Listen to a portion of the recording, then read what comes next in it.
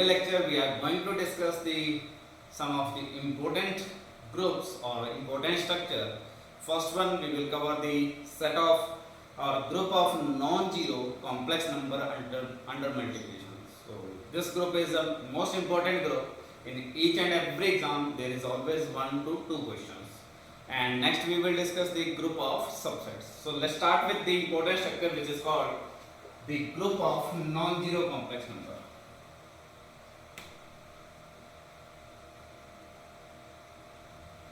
So group of non-zero complex number. So first, the representation of a complex number. Complex number के set को आप कैसे represent कर सकते हो? So non zero complex number, so denoted by C star, और complex number are always of the form x plus iota by iota is a square root of -1 with x and y are real number or z should be non-zero. So this is called Cartesian coordinate system or representation of a complex number in Cartesian coordinate system. Geometrically, if this is x axis or this is y axis, then this point x comma y, so this we can join this line segment to this point. So this is called a radius vector.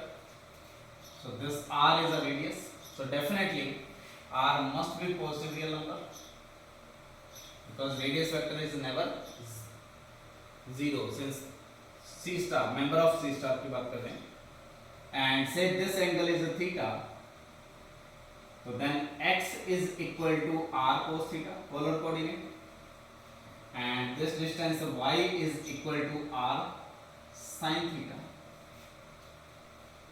So this implies this z can be written as x plus iota y, which is r cos of theta plus iota sin of theta into r. Thus value put कर रहे हैं. So r get common out, cos theta plus iota sin theta, which is e to the power iota. So every z belongs to C star can be represented by r e to the power iota theta, or r is a positive real number and theta obviously this angle, or this angle can be 0 to 2 pi. So theta is belonging to 0 to 2 pi, or 0 or 2 pi are obviously same value. Okay. So first representation is in Cartesian coordinate or second is in polar coordinate. So this C star also can be written as r e to the power iota theta, where r is a positive real number and theta belongs to 0 to 2 pi. तो अब C star को Cartesian system में लिखिए या polar system में लिखिए. अब इस पे अगर एक ऑपरेशन डिफाइन करते हैं, which is a multiplication. So C star with multiplication. Obviously अगर कोई दो एलिमेंट पिक करेंगे, z1 which is r1 e to the power iota theta type का होगा, and z2 which definitely r2 e to the power iota phi type का होगा, because every element is r e to the power iota theta form. So अगर z1 into z2 find करेंगे तो which is obviously r1 into r2 e to the power iota time theta plus phi. So theta angle phi angle belongs to 0 to 2 pi. So theta plus phi again rotate होके 0 to 2 pi में आ जाएंगे. अगर ये 2 pi से greater होंगे तो again it will reduce r1 positive, r2 positive, r1 into r2 positive number. So definitely this is of the form r e to the power iota some psi, which is a member of C star. That is, this multiplication is a binding operation, or obviously you can verify the multiplication is associative, and also z1 into z2 same as z2 into z1, because r1 into r2 is the same as r2 into r1, or phi plus theta is same as theta plus phi. So multiplication in non-zero complex number is commutative, satisfying commutative property. and 1 must be the identity because 1 into something is same as this one. So 1 इस group का इस structure का identity है. Now for all z belongs to C star, z को आप लिख सकते हैं r e to the power iota theta. So definitely z inverse define कर सकते हैं which is r e to the power minus iota theta. r positive है तो 1 upon r पॉजिटिव और थीटा एंगल है तो minus theta is also an angle. So definitely this is also member of C star. और z into z inverse obviously क्या होगा 1 equal to z inverse into z.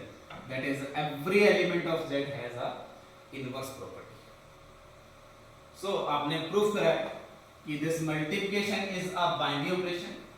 Multiplication is associative, multiplication is commutative, one is the identity element and every element has a inverse. That is this C star dot, this set of non-zero complex number under multiplication is an abelian group.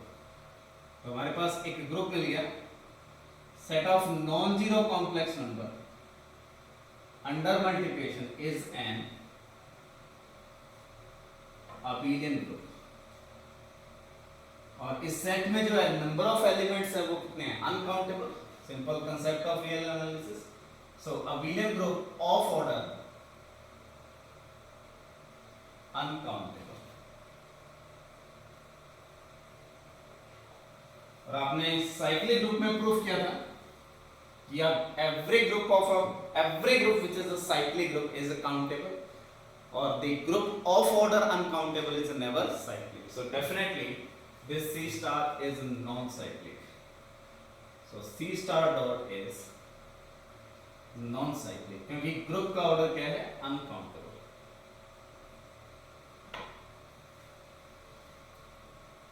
abelian group है, non-cyclic है, uncountable element.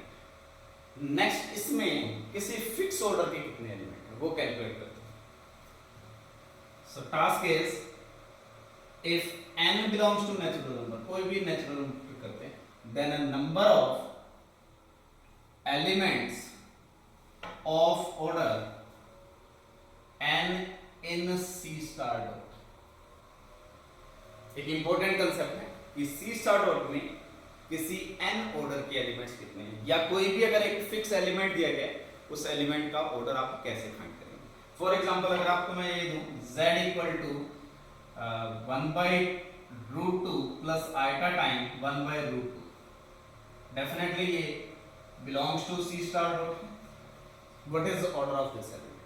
तो आप कैसे decide करेंगे. एक method है कि simple multiply करना स्टार्ट करिए और वो पावर जहां मल्टीप्लिकेशन में आइडेंटिटी मिल जाए दैट इज द ऑर्डर और smallest power. But multiplication is complicated task.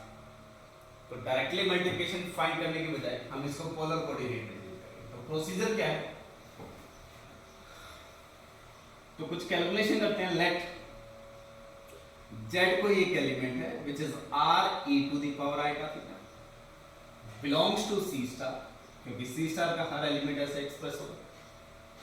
And assume करते हैं कि ऑर्डर ऑफ z जो है वो एग्जैक्टली z का ऑर्डर तो implies z to the power n that is rn e to the power iota n theta. ये किसको रिप्रेजेंट करेगा 1 को आइडेंटिटी एलिमेंट.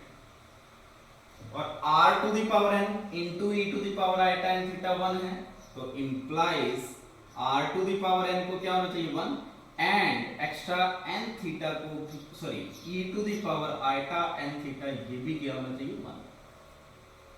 Simple property. और r पॉजिटिव रियल नंबर है और पॉजिटिव रियल नंबर की कोई भी पावर 1 तभी होगी जब वो खुद क्या होगा 1. तो this r should be 1 and e to the power iota n theta को हम लिख सकते हैं cos of n theta plus iota time sin of n theta. e to the power iota n theta का मीनिंग क्या है cos of n theta plus iota sin n theta और ये इक्वल टू 1 होना चाहिए. यानी कि imaginary part should be 0. Imaginary part 0 तभी होगा जब n theta multiple of pi और real part should be 1 that is n theta should be multiple of 2 pi. So दोनों में कॉमन कंडीशन लगाएंगे तो n theta should be equal to 2m pi. 2m pi का even multiple होना चाहिए. So theta must be equal to m upon n into 2 pi. और obviously m और n का जीसीडी 1 होना चाहिए, अदरवाइज जरूरी नहीं है कि ये 2 पाई का मल्टीपल हो. सो जीसीडी ऑफ m और n शुड बी 1. एंड अगर m ग्रेटर देन n हो गया तो रोटेट होके वहीं आ जाएगी.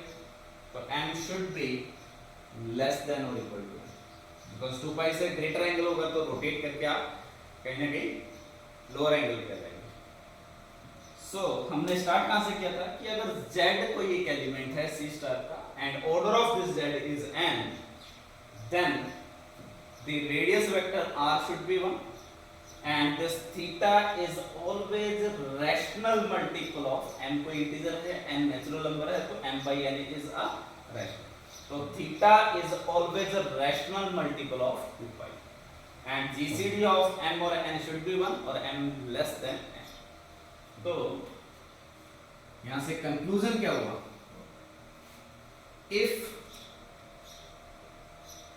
z belongs to c star and order of z is n, imply हमने क्या किया, z किस टाइप का होगा, e to the power m by n into 2 pi i. क्योंकि r की वैल्यू आपके पास 1 होगी और थीटा क्या है, 2 pi का रैशनल मल्टीपल. एंड m और n में रेस्ट्रिक्शन क्या है, m should be less than और equal to n. GCD of m और n इज 1 और ऑब्वियसली m ग्रेटर देन और इक्वल टू 1 भी कर सकते हैं.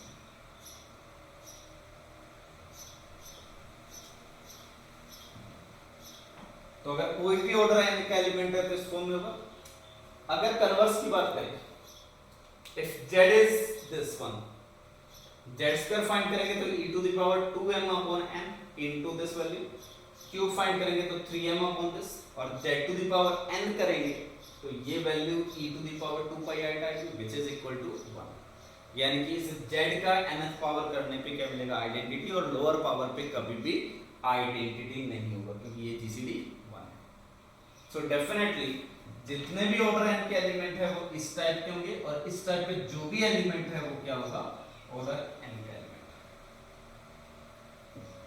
तो every element of order n in C star is always with this form and every element of this form is of order n. For example हमने एक question लिखा था अभी 1/√2 प्लस आइटा टाइम 1/√2. तो आपके पास x is 1/√2, y is 1/√2. So radius vector r is the square root of x square plus y square which is equal to 1 because 1/2 plus 1/2 square root करेंगे तो 1. And theta is equal to क्या था आपके पास, tan inverse y by x, this polar coordinate. So tan inverse 1 that is pi by 4, जिसको हम क्या लिख सकते हैं, 1/8 into 2 pi. तो इस z को हम किस फॉर्म में लिख सकते हैं, e to the power 1/8 into 2 pi आएगा.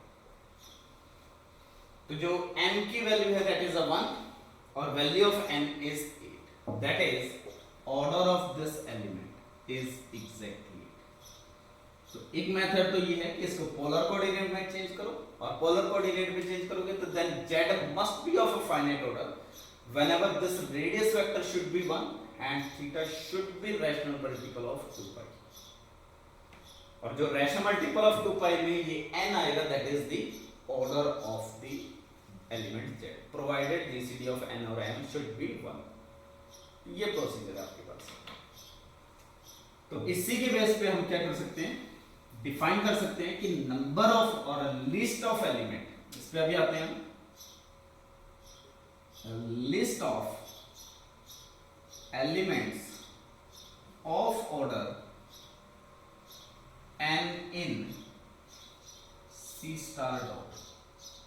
So C star dot में order n के कितने एलिमेंट हैं और कौन कौन से एलिमेंट्स हैं. So अगर कोई भी order n का एलिमेंट है तो वो किस टाइप का होगा, e to the power m upon n into 2 pi iota such that m is a natural number, m should be less than or equal to n और GCD of m or n should be 1. So this is the collection of elements of order n in this group. For example, अगर आपको ये find करना है list of elements of order 10 in C star dot, तो C star dot में order 10 के कितने element, कौन कौन से एलिमेंट्स हैं?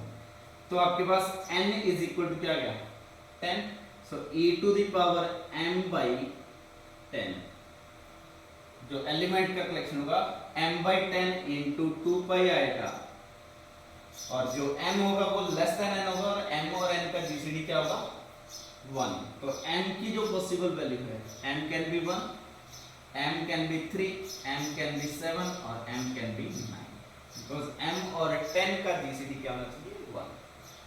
यानी कि आपके पास जो ऑर्डर 10 के एलिमेंट है वो e to the power 1/10 into 2 pi आएगा, जिसको आप बोलते हैं 10th root of unity.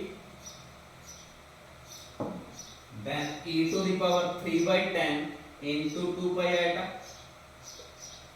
Then e to the power 7/10 into 2 pi आएगा, और e to the power 9/10 into 2 pi आएगा. So these are exactly 4 elements of order 10 in C star dot.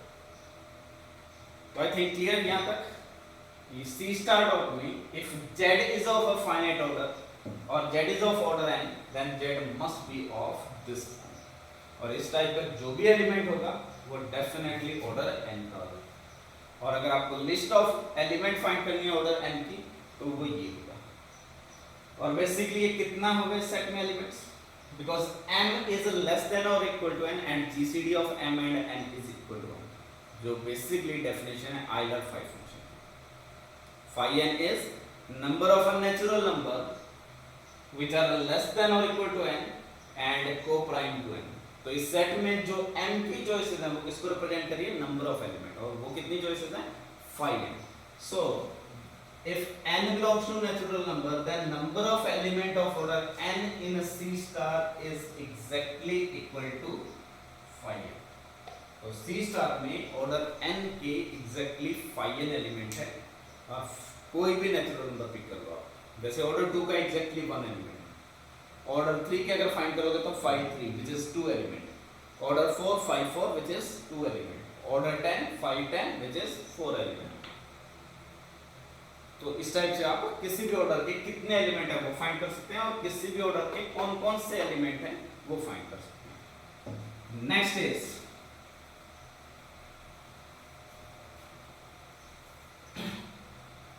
जैसे हमने ये लिखा कि if Z belongs to C star dot and order of Z is 1, sorry, order of Z is a finite,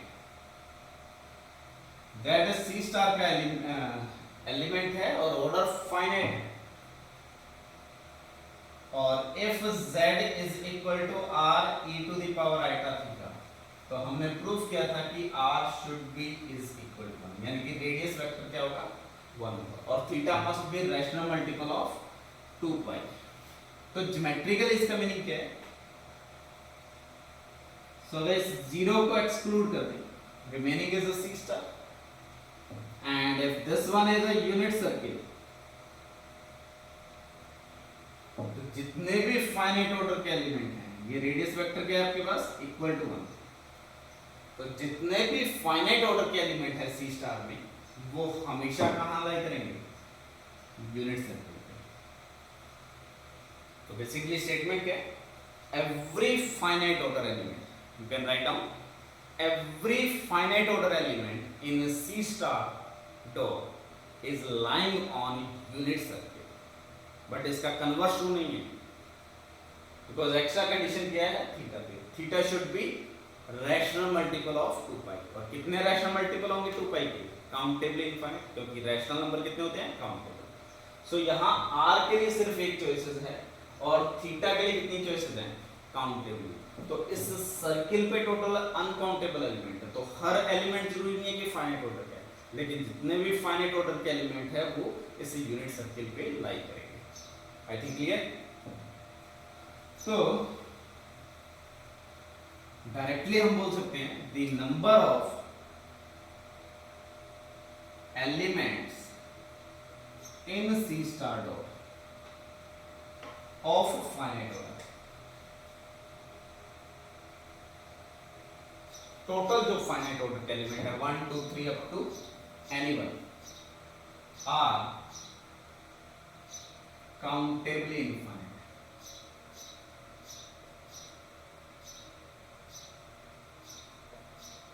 और जो remaining बचे definitely वो क्या होंगे, infinite order.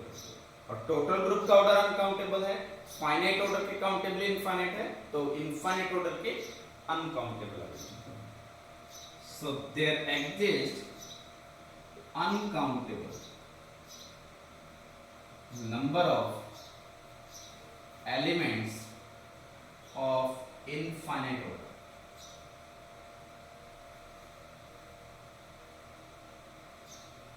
in C star dot। तो इनफाइनाइट ऑर्डर के जो एलिमेंट है वो कितने हैं, अनकाउंटेबल ऑर्डर। और extra information, for every n belongs to natural number there exists exactly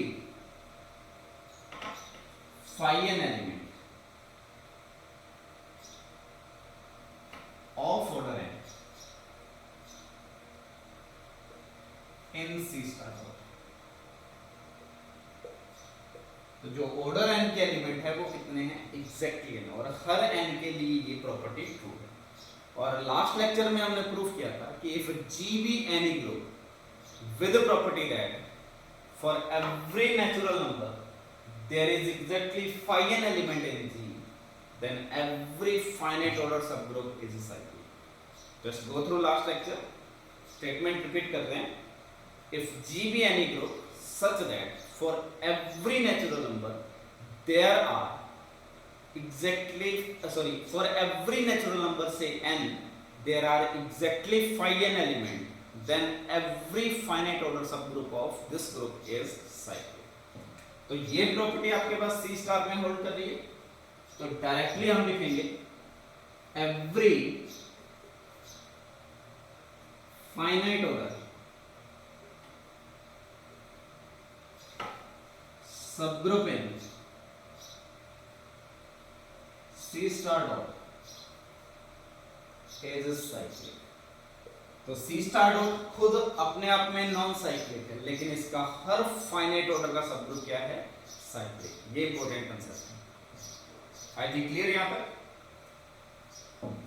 और हमने काउंटिंग ऑफ साइक्लिक सबग्रुप करा था। So if G be any group, तो स्टेटमेंट रिकॉल कर लें, if G be any group then number of a cyclic subgroup in G of order k वो equal to था number of element of order k upon 5k, just formula. तो उसके according अगर हम for every n belongs to natural number of subgroups of order n, तो यहां अगर हम नंबर ऑफ साइक्लिक सबग्रुप की बात करें या सबग्रुप्स की बात करें C स्टार में, क्योंकि ऑलरेडी हम डिस्कस कर चुके हैं कि every finite order subgroup is a cyclic, तो अगर ऑर्डर n का कोई भी सबग्रुप होगा तो डेफिनेटली साइक्लिक होगा। तो हम यहां ये बोल सकते हैं कि number of a cyclic subgroup और सबग्रुप ऑफ ऑर्डर n वो कितने होते हैं, number of element of order n वो कितने आपके पास, phi n upon phi n which is always 1। तो ये स्पेशल है कि C स्टार में हर ऑर्डर के phi n एलिमेंट है और हर फाइनाइट ऑर्डर का सबग्रुप क्या है, साइक्लिक है, और नंबर ऑफ सबग्रुप किसी फिक्स ऑर्डर n के कितने हैं, एग्जैक्टली 1। ठीक है, कुछ और डिस्कस करते हैं, यहां तक आई थिंक क्लियर। अब एक अगर कलेक्शन बनाते हैं C स्टार में which is nth root of unity, तो एक नोटेशन डिफाइन करता हूं h ऑफ n।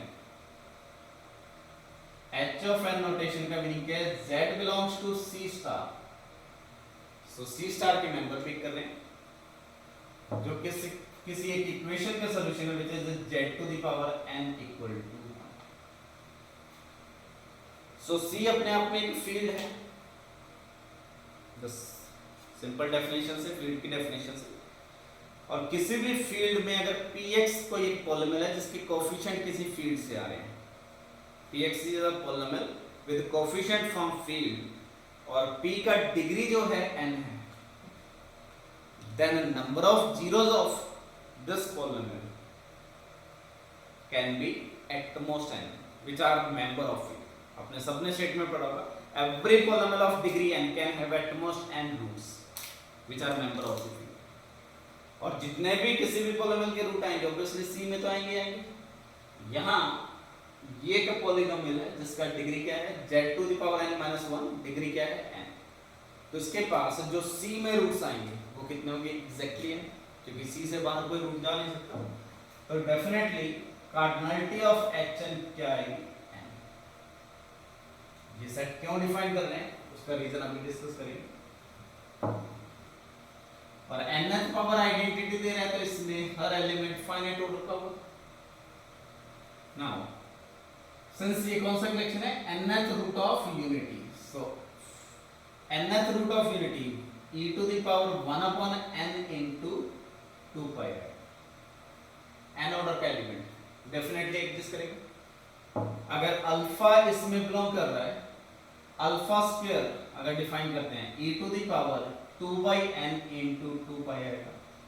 अगर इसकी भी nth पावर करोगे तो identity and so alpha to the power n वो क्या जाएगा 1।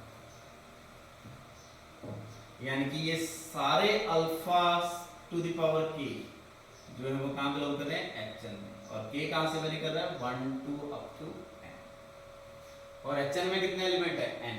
तो डेफिनेटली hn किसको रिप्रेजेंट करेगा alpha, alpha square, alpha cube up to alpha to the power n equal to 1। और इसको हम क्या लिख सकते हैं the subgroup generated by. So this implies for every n belongs to natural number, this hn is cyclic group of order n। जो hn हमने बनाया वो क्या बन गया एक साइक्लिक ग्रुप बन गया जिसका ऑर्डर क्या है एग्जैक्टली n ऑर्डर। आई थिंक क्लियर यहाँ तक। और अभी हम डिस्कस करके आए हैं कि किसी भी नेचुरल नंबर के रिस्पेक्ट में नंबर ऑफ सब ग्रुप ऑफ ऑर्डर n कितने हैं ओनली 1। तो अगर आपको C स्टार में किसी फिक्स ऑर्डर का सब ग्रुप फाइंड करना है, फॉर एग्जांपल अगर आपसे का टास्क हो the sub group of order 10 in C star find करो कौन सा बनेगा, तो गारंटी है कि एक ही मिलेगा। और अगर H10 लेंगे तो डेफिनेटली वो क्या मिलेगा ऑर्डर 10। तो यहां से हमने क्या प्रूफ किया है for any n belongs to natural number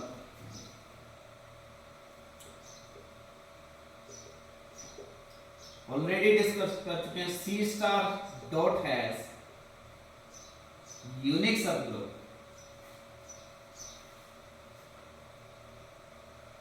of order n and it is hn। और hn क्या है e to the power m upon n into 2 pi आएगा, और जो m है varying from 1 2 up to n, यानी कि nth रूट ऑफ यूनिटी का जो कलेक्शन है दैट इज द hn। तो इसको हम ये भी लिख सकते हैं z belongs to C star with z to the power n is equal to. अगर आपको कोई भी बोलता है कि किसी फिक्स ऑर्डर का सब ग्रुप कंस्ट्रक्ट करो इन C स्टार, तो आपके पास जो आएगा वो hn टाइप का सब ग्रुप आएगा। तो ये था बेसिकली ओवरऑल अबाउट फाइनाइट सब ग्रुप किस टाइप के होंगे C स्टार में, किस ऑर्डर के कितने एलिमेंट है C स्टार में। And next is the what about the infinite order सब group in C star. Infinite order के सब ग्रुप्स के बारे में क्या बता सकते हैं? अभी हमने फाइनाइट ऑर्डर के बारे में बताया कि एवरी फाइनाइट ऑर्डर सब group is cyclic. So this statement is not true for infinite order subgroup. For example, अगर हम डिफाइन करते हैं R star dot set of non zero real number under multiplication, easily verify कर सकते हैं this is a subgroup of C star dot and R star is uncountable or uncountable group is never cyclic and this is non-cyclic.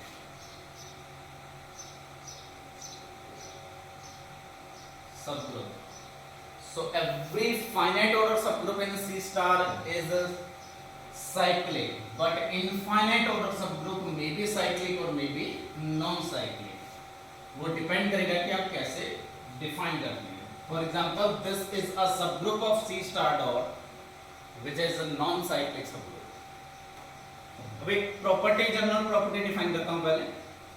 Late G be any abelian group, कोई भी random abelian group है, and H एक set define करते हैं A belongs to G such that order of A is a finite. H एक set define किया A belongs to G such that order of A is a finite, then G be any group, any abelian group. ये important है. So G be any abelian group and H is a set of all finite order elements. Then this implies H is a subgroup of यानी कि किसी भी abelian group में finite order के अगर सारे एलिमेंट आप कलेक्ट करेंगे, that collection is always a subgroup. But this property not true in infinite order group. हम आगे जाके डिस्कस करेंगे और काउंट एग्जांपल देंगे. If group is any non abelian and H is a collection of all finite order element, then it need not be a subgroup. यहां simple reason है, definitely identity belongs to H होगा. अगर A belongs to H है, B belongs to H, तो order of A is a finite, order of B is obviously finite, और हम proof कर चुके हैं कि order of B must be same as order of B inverse. So this implies B inverse also belongs to H, क्योंकि B inverse का भी order finite होगा. So A belongs to H, B inverse belongs to H. Now order of A into B inverse हमने proof किया था divides LCM of order of A and order of B inverse. So order of A finite, order of B inverse finite. So LCM definitely finite implies order of A B inverse must be finite.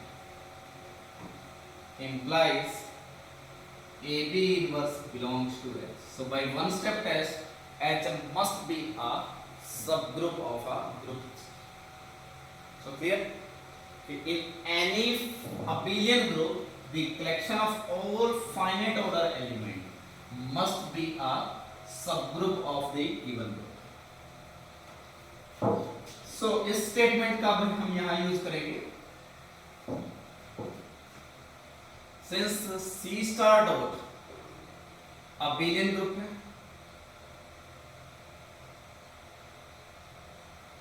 तो the collection of all Z belongs to C star such that order of Z is a finite. तो इसको हम define कर देते हैं H of F. This F denotes the elements of finite order. Definitely this is a subgroup of C star dot. और already discuss कर चुके हैं कि C star dot में फाइनाइट ऑर्डर के एलिमेंट कितने हैं? Countable. So H of F is countable order subgroup of C star dot. और इसमें हर एलिमेंट का ऑर्डर फाइनाइट है और टोटल फाइनाइट ऑर्डर के काउंटेबल काउंटेबली इनफाइनाइट एलिमेंट है और काउंटेबल एंड इनफाइनाइट। नाउ अगर HF साइक्लिक हो जाए तो इसके पास एक एलिमेंट मिलना चाहिए जो इस पूरे ग्रुप को जनरेट करना चाहिए, because every cyclic group is generated by an element और जनरेटर का ऑर्डर ग्रुप के ऑर्डर के इक्वल होता है। तो if HF is cyclic then it must have a generator whose order must be infinite, but HF में सारे element कौन से हैं? Finite order. So definitely HF is non-cyclic. So HF is countably infinite order subgroup and it is non-cyclic subgroup of C star dot। तो C star dot के पास एक HF एक और सबग्रुप मिल गया जिसका ऑर्डर काउंटेबली इनफाइनाइट है और ये नॉन साइक्लिक है। सो बेसिकली मेरा टास्क क्या है कि नॉन साइक्लिक सबग्रुप कितने हैं इनफाइनाइट ऑर्डर के, फाइनाइट या इनफाइनाइट। अभी तक हमने ये डिफाइन किया व्हिच इज अनकाउंटेबल ऑर्डर, एक HF डिफाइन किया which is of countable order, और ऑलरेडी हमने एक नोटेशन डिफाइन किया था HN। HN क्या था? nth root of unity. So nth root of unity तो इसमें n ऑर्डर के डेफिनेटली सारे एलिमेंट आएंगे, और जो भी C स्टार में फाइनाइट ऑर्डर का एलिमेंट है वो कौन सा था? अगर ऑर्डर n का एलिमेंट है तो वो some nth root of unity था, e to the power m by n into 2 pi star. तो इसमें n ऑर्डर के जितने भी फाइनाइट ऑर्डर के एलिमेंट है वो आ जाएंगे। अगर इन सब का यूनियन ले लें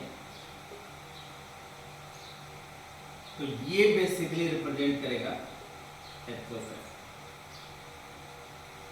Each HN is containing element of order n, और इन सब का यूनियन ले लेंगे तो सारे फाइनाइट ऑर्डर के एलिमेंट आ जाएंगे, और HF क्या है आपके पास? फाइनाइट ऑर्डर का सब। तो ये आपके पास HN और HF में एक रिलेशन है। अब एक स्पेशल ग्रुप कंस्ट्रक्ट करते हैं इसमें।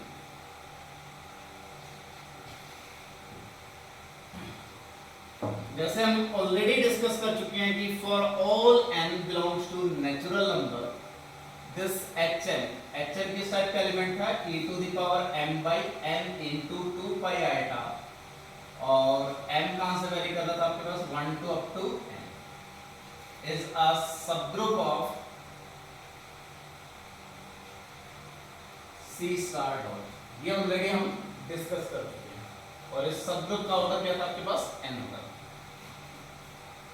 अब मैं इस HN के बजाय इसकी पर्टिकुलर वैल्यू डिफाइन कर लेता हूं, h of 2 to the power n। For example n equal to 1 तो h2, n equal to 2 तो h2 square, h4, h8, h16। so definitely this is also subgroup of C star dot होगा। and obviously h of 2n is a cyclic क्योंकि finite order का है। और यहाँ special क्या है? जो H2 है उसमें कौन से एलिमेंट है? Second root of unity that is 1 and -1। H2 square की अगर बात करेंगे तो fourth root of unity 1 -1 iota minus iota and so on. H8 की बात करेंगे तो 8th रूट ऑफ यूनिटी, तो जो फोर्थ रूट ऑफ यूनिटी है वो obviously 8th root of unity वाले सेट में कंटेंट होगा। सो यहाँ हमारे पास स्पेशल सिचुएशन क्या है? जो h of 2 है contains in h2 square, contained in h2 cube, contained in h2 to the power 4 and so on। ये कंटेनमेंट है डिफाइन। और अगर h1 contained in h2, contained in h3 and so on, इन सबका union लेंगे तो definitely this is also a subgroup। Just simple by one step test। So this implies union of h2 to the power n belongs to natural number, is a subgroup of C star dot, और इसको denote कर देते हैं h2 से।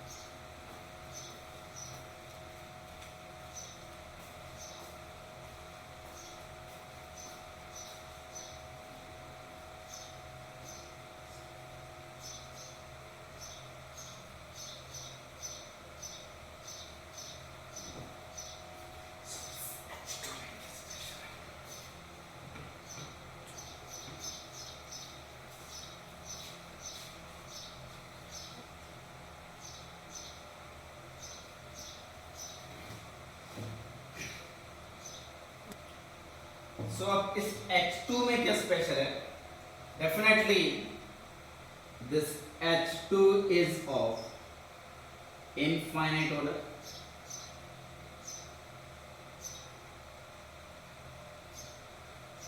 H2 union H2 square union H2 cube up to infinity. So definitely this H2 is of infinite order. Next up, cyclic or non-cyclic. Whether this H2 is a cyclic or non-cyclic. Definitely H2 basically क्या है हमारे पास? Union of all H2 to the power n और n belonging to natural number. और ये obviously content होगा HF में, क्योंकि इसमें सारे एलिमेंट जो हैं वो क्या हैं? फाइनाइट ऑर्डर के. तो नेक्स्ट इंफॉर्मेशन इस H2 के बारे में क्या है? Every element of H2 is a finite order. तो इस ग्रुप का हर एलिमेंट किस ऑर्डर का है? इनफाइनाइट. तो आपके पास एक एग्जांपल मिल गया जो इनफाइनाइट ऑर्डर का ग्रुप है और हर एलिमेंट किस ऑर्डर का है? Finite order. और सी स्टार में भी सेम ऐसी सी स्टार में ऐसी प्रॉपर्टी नहीं है. सी स्टार में हर फाइनाइट ऑर्डर का एलिमेंट एग्जिस्ट कर रहा है. यहाँ स्पेशल क्या है? ग्रुप का ऑर्डर इनफाइनाइट है लेकिन हर एलिमेंट का ऑर्डर फाइनाइट है. और एक ये एग्जांपल था ग्रुप का order infinite and every element is of finite order. So definitely यहाँ से क्या इंप्लाई कर सकते हैं? H of 2 is a non-cyclic.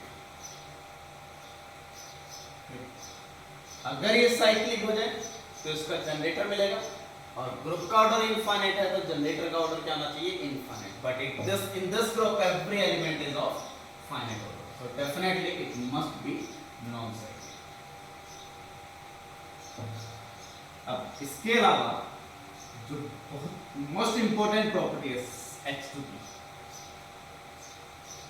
if K is any subgroup of this H2 with K not equal to H2. कोई भी subgroup pick करते हैं H2 का जो H2 के इक्वल नहीं है. इस K के बारे में क्या स्पेशल है? तो गिवन इंफॉर्मेशन का यूज करते हैं. तो डेफिनेटली अल्फा एक एलिमेंट मिलेगा जो K में होगा. सॉरी, अल्फा एक एलिमेंट होगा जो H में होगा but alpha is not belonging to K. क्योंकि K is a subgroup of H2 but K is not equal to H2. तो H2 में कुछ एक्स्ट्रा एलिमेंट होंगे जो K में नहीं होंगे. ये गारंटी है. अब अल्फा H2 का एलिमेंट है और H2 में किस टाइप के एलिमेंट है? Second root, fourth root, sixth root, eighth root and so on. तो अल्फा को आप अज्यूम कर सकते हो e to the power 1 upon 2 to the power n into 2 pi iota हो, या 2 रूट सेकंड रूट होगा, फोर्थ रूट होगा, या इसका कुछ पावर होगा. डेफिनेटली इस टाइप का एलिमेंट है और 2 टू द पावर n देते हैं. नाउ इफ n कोई भी नंबर है विच is a greater than n, n कोई भी नंबर है जो ग्रेटर देन और इक्वल टू n है, तो हम बीटा एक एलिमेंट डिफाइन करते हैं e to the power 1 upon 2 to the power n into 2 pi iota. क्यों डिफाइन कर रहे हैं उसका रीजन अभी दिखाएंगे. अभी तक हमने क्या किया? K is a subgroup of H2 but K is not equal to H2. Definitely एक H2 में एलिमेंट होगा जो K में नहीं होगा और H2 के एलिमेंट जो है वो some mth root of 2 to the power mth root of unity type के. तो अल्फा को ये अज्यूम कर सकते हैं या इसकी कुछ पावर होगी. n ग्रेटर देन और इक्वल टू m है तो एक बीटा डिफाइन किया हमने which is e to the power 1 upon 2 to the power n into 2 pi आएगा. अगर आप अब बीटा स्क्वायर करेंगे तो definitely it is e to the power 2 upon 2 square into 2 pi आएगा और beta to the power some k करेंगे तो e to the power k upon 2 to the power n into 2 pi आएगा. बस multiplication use करते हैं.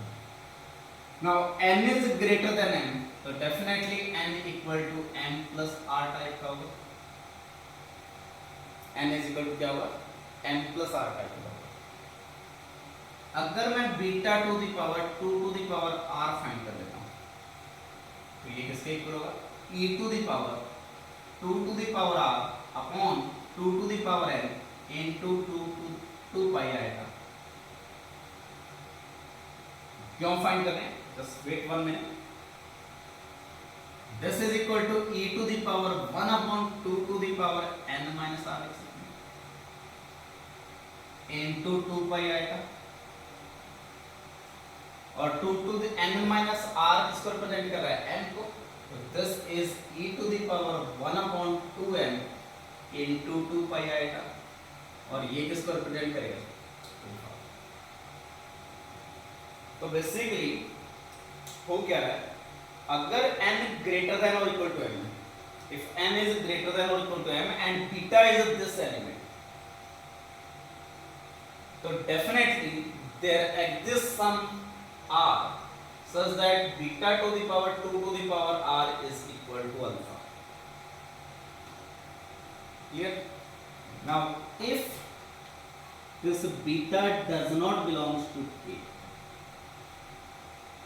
or sorry, if this beta belongs to k implies beta to the power 2 to the power r also belongs to k, because k क्या है हमारे पास सब group है, implies alpha should be belonging to k, और ये आपके पास क्या आ गया, कॉन्ट्रडिक्शन आ गया। तो हमने बेसिकली क्या प्रूफ किया, if alpha which is belonging to h2 but alpha not belonging to k, तो अल्फा कुछ इस टाइप का एलिमेंट होगा। अब इस m से ग्रेटर कुछ भी n पिक करो तो ये बीटा कभी भी k में बिलोंग नहीं करेगा। तो ये कॉन्ट्रडिक्शन है, तो इंप्लीकेशन क्या हुआ, beta does not belongs to k।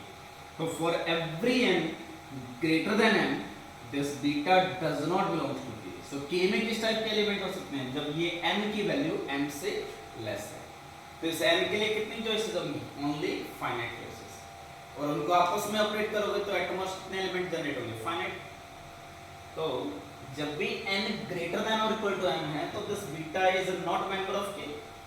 तो इस टाइप के एलिमेंट k में कब आएंगे, जब n लेस देन m है, यानी कि n की वैल्यू क्या हो सकती है 1 2 3 अप टू m माइनस, और इनको कुछ टाइम ऑपरेट करोगे, हर एलिमेंट फाइनाइट ऑर्डर का है तो कुछ फाइनाइट एलिमेंट और मिल सकते हैं, यानी कि जो k में एलिमेंट आएंगे वो एट मोस्ट फाइनाइट एलिमेंट आएंगे।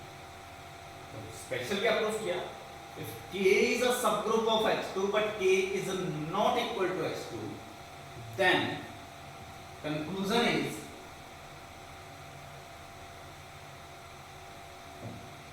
this implies k is a finite order। तो अगर आपके पास कोई एक क्वेश्चन पूछा जाता है कि whether there exist a group of infinite order, whether there exist a group of infinite order such that it does not have any proper subgroup of infinite order, or every proper subgroup of this group is finite order, is that there exists an infinite order group whose every proper subgroup is of a finite order। तो उसका example आपके पास ये क्या है, H2। H2 खुद infinite order का है, लेकिन इसका मैंने कोई भी सबग्रुप पिक किया except H2, it is always of finite order. तो हम क्या लिख सकते हैं, H2 is of infinite order। Special property है, but every subgroup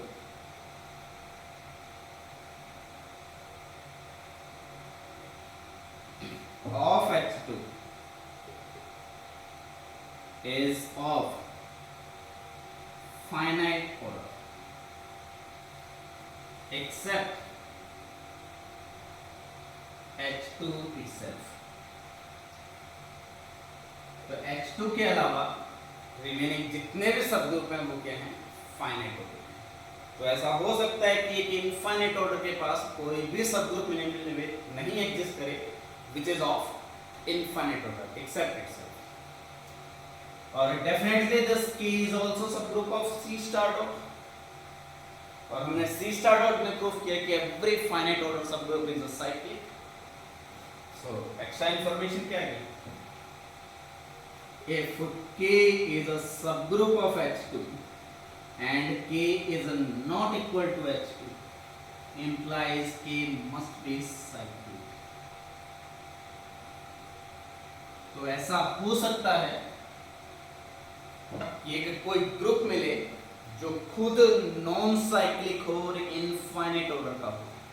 H2 is a non-cyclic and infinite order, but it does not have any proper non-cyclic subgroup। C star के पास ऐसा है, लेकिन इस H2 के पास ऐसा नहीं है कि इसके पास कोई भी प्रॉपर सबग्रुप नहीं है जो नॉन साइक्लिक। क्लियर? यहाँ इंपॉर्टेंट है H2 is non-cyclic but every proper subgroup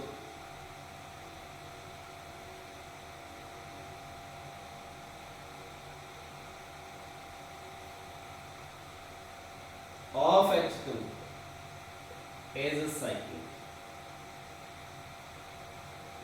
So this H2 is a special group जो नेट जेआरएफ में 2 या 3 बार आ चुका है और आईटी जैम में 2 बार एग्जाम में क्वेश्चन आ चुका है। हम एग्जाम के क्वेश्चन भी डिस्कस करेंगे। आई थिंक यहां तक क्लियर है। अब H2 में अगर कुछ फाइनाइट एलिमेंट पिक करेंगे, से अल्फा 1 अल्फा 2 अल्फा 2, हर अल्फा ए का ऑर्डर फाइनाइट, उनको आपस में ऑपरेट करेंगे तो वो फाइनाइट एलिमेंट जनरेट करेंगे, क्योंकि हर एलिमेंट का ऑर्डर क्या है? फाइनाइट। यानी कि H2 के पास कुछ फाइनाइट एलिमेंट से जो जनरेट होगा that subgroup is a finite subgroup. So every finitely generated subgroup in H2, हम जनरेटिंग सेट का डिटेल में डिस्कशन करेंगे, but every finitely generated subgroup in H2 is a cyclic subgroup or finite group। Clear? So next property about H2 is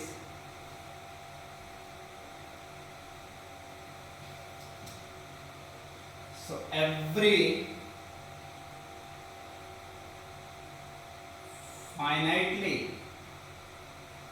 generated subgroup, finitely generated का meaning है या subgroup which is generated by some finite number of elements।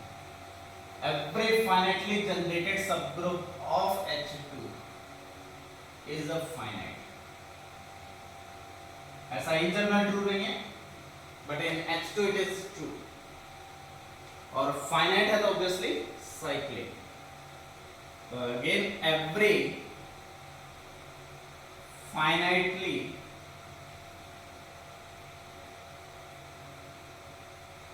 generated subgroup of H2 is a cyclic। क्योंकि H2 का जो भी finitely generated subgroup है that is a cyclic, और sorry finite order, और फाइनाइट ऑर्डर के जो सबग्रुप है वो कौन से हैं? साइक्लिक। सो H2 में every finitely generated subgroup in H2 is a cyclic, but H2 खुद क्या है? इनफाइनाइट। और H2 में जितने भी फाइनाइटली जनरेटेड सबग्रुप हैं वो क्या हैं? फाइनाइट ऑर्डर के। तो क्या फाइनाइट सेट से H2 कभी जनरेट होगा?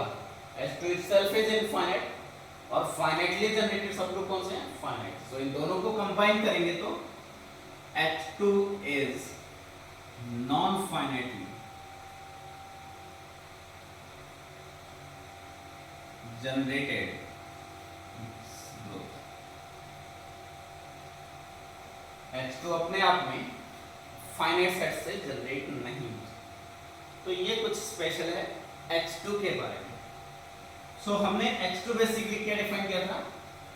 Union of 2 to the power n। और सिमिलरली आप डिफाइन कर सकते हो if P is any prime number, then define कर सकते हो H of P which is union of n belongs to natural number h of p to the power n. For example, h3 is a 3 to the power n. So this is also subgroup of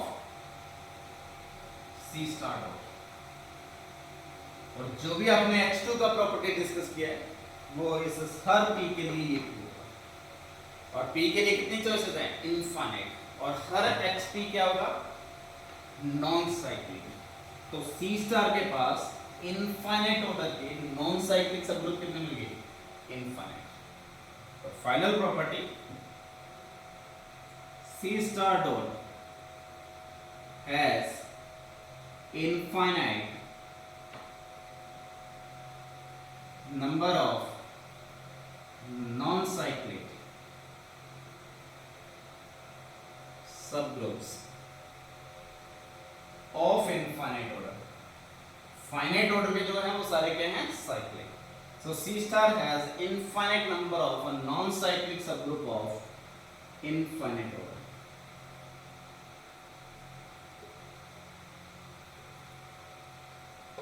तो ये आपके पास C star के बारे में कुछ information है। आप और भी इंफॉर्मेशन ट्राई कर सकते हैं, बट आई थिंक इतने सफिशिएंट है आपके एग्जाम के लिए फॉर नेट और IIT JAM और एनी गेट एग्जाम।